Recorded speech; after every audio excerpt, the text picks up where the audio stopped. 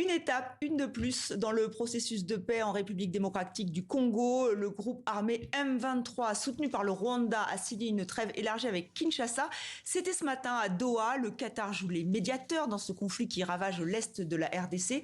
Une signature qui survient après celle d'un accord de paix entre Kinshasa et Kigali. C'était fin juin. Bonsoir Romain Gras. Bonsoir. Vous êtes journaliste à Jeune Afrique, en charge de la région des Grands Lacs. L'Union africaine salue une avancée significative que le M23 soit présent avec Kinshasa. Déjà, c'est une étape importante.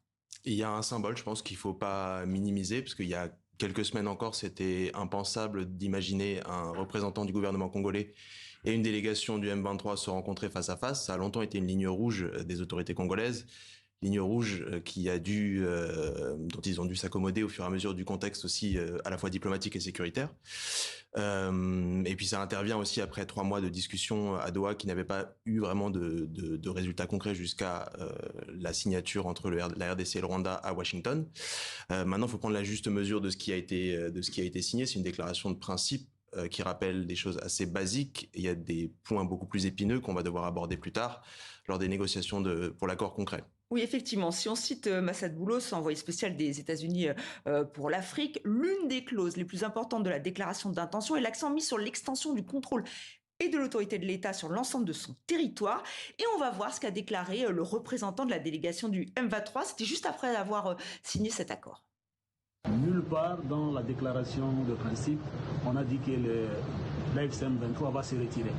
Donc nos populations peuvent se calmer et bénéficier et jouir de la paix qu'ils ont et de la sécurité parce que l'AFC M23 ne va reculer même pas d'un seul mètre. Nous restons là où nous sommes. Donc voilà, c'est très clair. Ils ne veulent pas reculer, ils ne veulent pas se retirer, notamment de Bukavu, de Goma.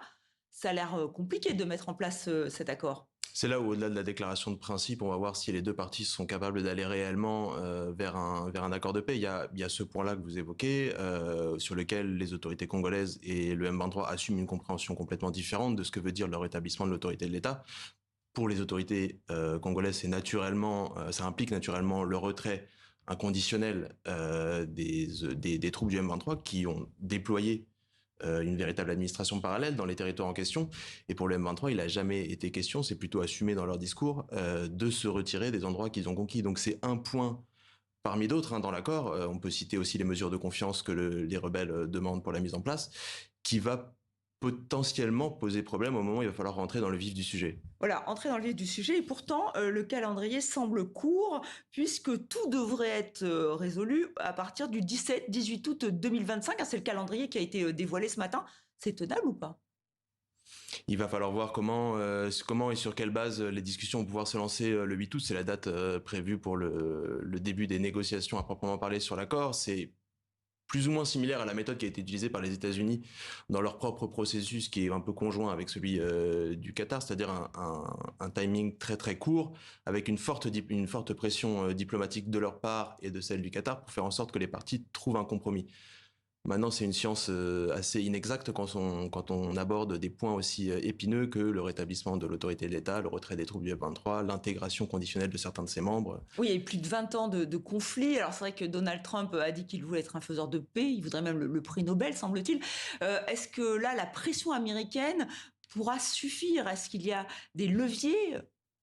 Les leviers américains, on les connaît dans le cadre de conflits diplomatiques, ça peut toujours être des sanctions. Maintenant, est-ce qu'ils vont vouloir aller jusque-là ? Eux ont une idée derrière la tête. Donald Trump assume une diplomatie commerciale, une approche commerciale de la diplomatie. Il l'applique très clairement dans le cadre de ce conflit parce que ce que les États-Unis souhaitent à terme, c'est la mise en place d'un mécanisme de coopération régionale économique pour eux pouvoir ensuite en tirer des dividendes sur le plan notamment minier parce qu'ils veulent faire en sorte que leurs entreprises investissent dans ce secteur qui est pour l'instant largement dominé par les investisseurs chinois, mais ça demande de réelles avancées diplomatiques au préalable. Mais est-ce que là, on n'assiste quand même pas à de réelles avancées diplomatiques ? C'est-à-dire, voilà, on a vu le M23 avec un représentant donc de Kinshasa. Pour vous, est-ce que c'est du jamais vu ?